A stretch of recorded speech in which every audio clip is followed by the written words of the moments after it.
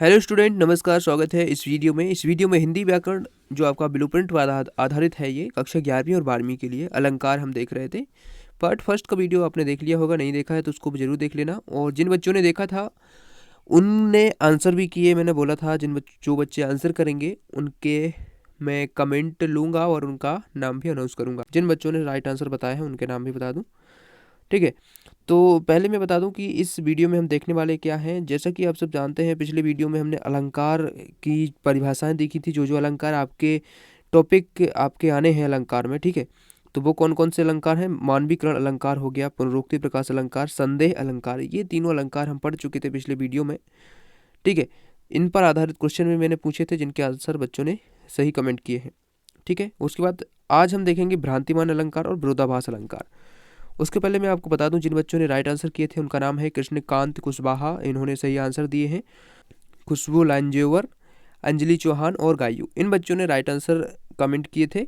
आज के इस वीडियो में भ्रांतिमान अलंकार और विरोधाभास अलंकार को समझेंगे। इसके बाद क्वेश्चन भी आपसे पूछे जाएंगे, इनके भी आंसर आपको कमेंट में लिखने हैं, ठीक है। तो चलिए शुरू करते हैं। जैसा कि आप सब जानते हैं, मानवीकरण, पुनरुक्ति प्रकाश और संदेह अलंकार हम देख चुके थे। और जिन बच्चों ने अभी तक इन तीनों को नहीं देखा है, पार्ट फर्स्ट के वीडियो को, इनको जरूर देख लेना। लिंक डिस्क्रिप्शन में मिल जाएगा। आप चैनल को विजिट कर सकते हैं, वहाँ से भी देख सकते हैं, ठीक है। तो चलिए आज शुरू करेंगे भ्रांतिमान अलंकार और विरोधाभास अलंकार। लास्ट वीडियो में पूछे गए क्वेश्चन है, यदि उपमेय और उपमान में निश्चित नहीं हो पाता है कि कौन क्या है तो वह कौन सा अलंकार होता है। तो यहाँ पर इसका संदेह अलंकार राइट आंसर हो जाएगा, ठीक है।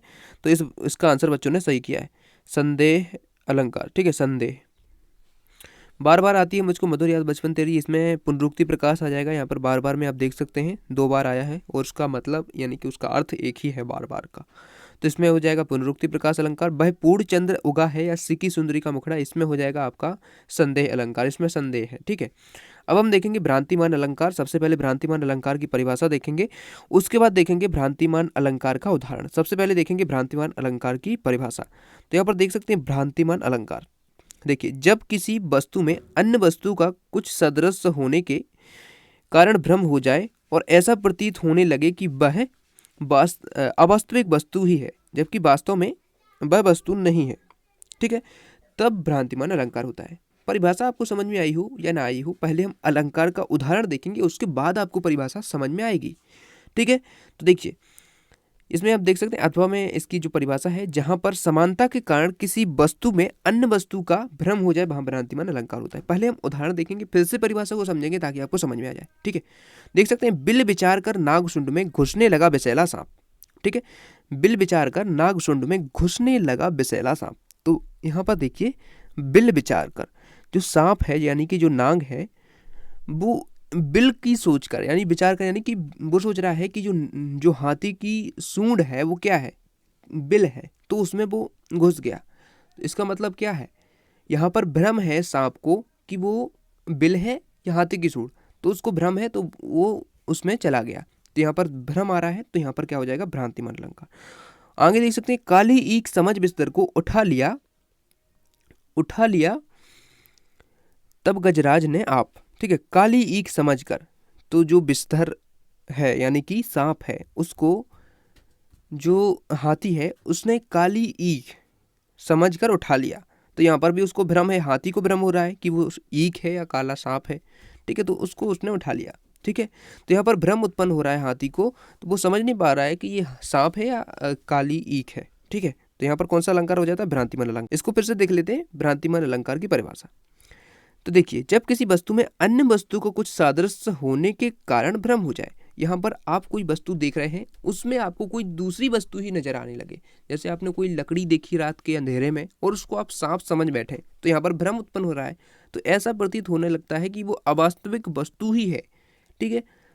क्या वास्तविक वस्तु नहीं है, वास्तव में तो वो सांप है, वो लकड़ी है, लेकिन वो आपको अवास्तविक वस्तु नजर आएगी, यानी कि सांप नजर आएगा। तो यहाँ पर भ्रांतिमान अलंकार हो जाता है, ठीक है। तो इसको आपको समझ में आ गया होगा, ठीक है। इसकी परिभाषा आप फिर से पढ़ लीजिए, जब किसी वस्तु में अन्य वस्तु का कुछ सादृश्य होने के कारण भ्रम हो जाए और ऐसा प्रतीत होने लगे कि वह अवास्तविक वस्तु ही है, जबकि वास्तव में वह वस्तु नहीं है, तब वहां पर भ्रांतिमान अलंकार होता है, ठीक है। मैं आपको उदाहरण बता ही चुका हूं। और यदि आप सरल सी डेफिनेशन याद करना चाहते हैं, जहां पर समानता के कारण किसी वस्तु में अन्य वस्तु का भ्रम हो जाए वहाँ भ्रांतिमान अलंकार होता है। ठीक है, अब भ्रांतिमान अलंकार के उदाहरण देख सकते हैं, ये हमने देख ही लिया है, इसको हमने समझ भी लिया है, इसका स्पष्टीकरण यहाँ पर लिखा हुआ है, इसको पढ़ना चाहें तो इसको भी आप पढ़ सकते हैं। ठीक है, मैंने आपको समझा ही दिया है। अब दूसरा उदाहरण देखिए इसका भ्रांतिमान का, फिरत घरन नूतन पथिक चले चकित चित भाग फूलिया देखे पलास बन समझे नहीं दबाग। यहाँ पर बताया जा रहा है कि एक कोई पथिक है, यानी कि राहगीर है, वो एक ऐसे वन में गया जो पहली बार गया, नूतन यानी कि उसमें नए वन में गया, तो वो चकित हो गया। क्यों हो गया? फूलिया देख पलास बन, जो वन है उसमें पलास के फूल हैं, वो कैसे होते हैं? बिल्कुल लाल होते हैं, तो वो आग की तरह उसको लग रहे हैं। यहाँ पर देख सकते हैं समूह समझे दबाग, यानी कि जो फूलों का जो समूह है उसको वो क्या समझ रहा है? वो आग समझ रहा है और उसको देखकर भाग गया वहां से। ठीक है, तो यहाँ पर उसको भ्रम उत्पन्न हो रहा है, तो यहाँ पर कौन सा हो जाएगा? भ्रांतिमान अलंकार। ठीक है, तो इस प्रकार से इसको आप समझ सकते हैं। यहाँ पर लिखा हुआ है, इसका स्पष्टीकरण भी आप देख सकते हैं। पलाश के फूल बहुत ही लाल होते हैं, उसी को देखकर कोई नया पथिक क्या समझता है कि जंगल में आग लगा है और वहां से भाग जाता है। यहाँ पर भ्रांतिमान अलंकार होता है। ठीक है, अब देखते हैं विरोधाभास अलंकार। तो भ्रांतिमान आपको समझ में आ गया होगा। विरोधाभास अलंकार की परिभाषा हम देख लेते हैं। देखिए, विरोधाभास अलंकार में विरोधाभास दो शब्दों से मिलकर बना होता है, विरोध प्लस आभास। विरोध प्लस आभास, जो विरोध है और आभास इन दोनों से मिलकर बना है। विरोधाभास का मतलब ये होता है कि जहां पर आपको विरोध का आभास हो, तो जहां पर वाक्य में विरोध का आभास प्रकट होता है परंतु विरोध नहीं होता, वहां विरोधाभास अलंकार होता है। तो आपको लगेगा कि वाक्य में विरोध हो रहा है लेकिन वास्तव में विरोध नहीं होता है, वहां विरोधाभास अलंकार होता है। उदाहरण से आपको क्लियर होगा। देखिए, या अनुरागी चित्त की गति समझे नहीं कोई, ज्यों ज्यों बूढ़े श्याम रंग त्यों त्यों उज्जवल होए। तो यहाँ पर देख सकते हैं, या अनुरागी चित्त की गति, हे अनुरागी चित्त यानी मन की गति कोई समझ नहीं सकता है, ज्यों ज्यों बूढ़े श्याम रंग, जैसे ही आप श्याम रंग में डूबते जाएंगे वैसे ही आप उज्जवल होते जाएंगे, यानी कि काले रंग में आप डूबते जाएंगे तो आप उज्जवल होते जाएंगे। लेकिन यहाँ पर देख सकते हैं आप, विरोध उत्पन्न हो रहा है लेकिन वास्तव में विरोध नहीं है वहां पर। इसका अर्थ देखिए, जहां पर देखिए स्पष्टीकरण में आप देख सकते हैं, जहां पर अनुरागी श्याम रंग में डूबता है त्यों त्यों उज्जवल होता जाता है। अनुरागी यानी कि कोई अनुरागी है, वो श्याम रंग में जैसे डूबता है त्यों त्यों उज्जवल होता जाता है। जो विरोध है कि कोई श्याम रंग में डूबकर उज्जवल कैसे होगा, काले रंग में डूबकर प्रकाशवान कैसे होगा। परंतु यहाँ श्याम रंग से तात्पर्य श्री कृष्ण की भक्ति से है। जितना अनुरागी श्याम रंग में डूबता जाता है उतना ही उज्जवल होता जाता है, उसका उतना ही पाप दूर हो जाता है। ठीक है, तो यहाँ पर इसका अर्थ क्या है? श्री कृष्ण की भक्ति में कोई डूबता है और उज्जवल हो जाता है, तो इसका देखिए यहाँ पर विरोध हो रहा है वाक्य में, लेकिन वास्तव में वो विरोध नहीं है, तो यहाँ पर विरोधाभास अलंकार हो जाएगा। ठीक है, देखिए अब देख सकते हैं, अब हम क्वेश्चन पूछेंगे आप। अब देखिए, मैं कुछ क्वेश्चन पूछ रहा हूँ जिनके आंसर आपको कमेंट में करने हैं, पिछले वीडियो की तरह ही।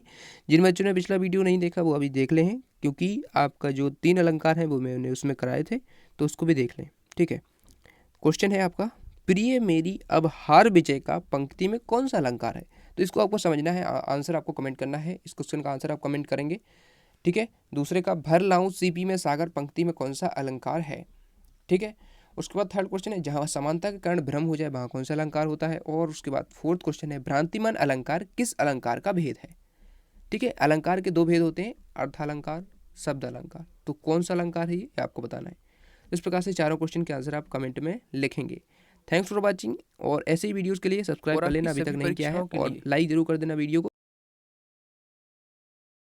ठीक है, इसी प्रकार से आपकी हिंदी व्याकरण हम कंप्लीट करा रहे हैं, तो हिंदी व्याकरण और सभी इंपॉर्टेंट क्वेश्चन के लिए इस चैनल को सब्सक्राइब जरूर करना यदि अभी तक नहीं किया। Thanks for watching.